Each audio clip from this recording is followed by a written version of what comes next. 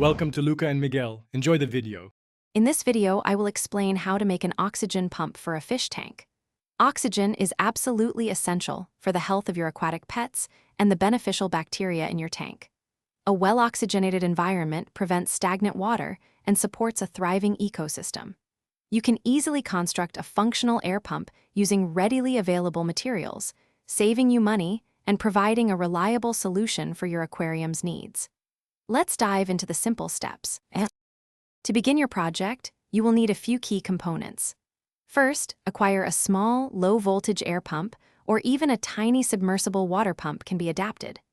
Next, you'll need about 3 to 5 feet of flexible airline tubing, a small air stone to diffuse the bubbles, and a check valve to prevent water from flowing back into your pump.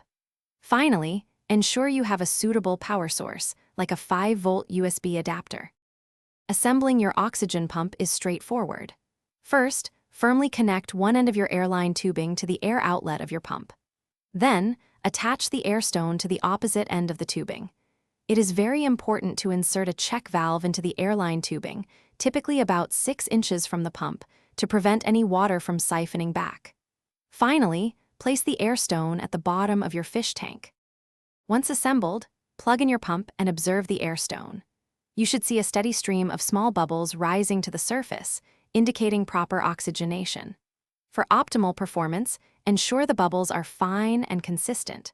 Remember to regularly inspect the airline tubing for any kinks or blockages and clean the air stone every few weeks to prevent mineral buildup.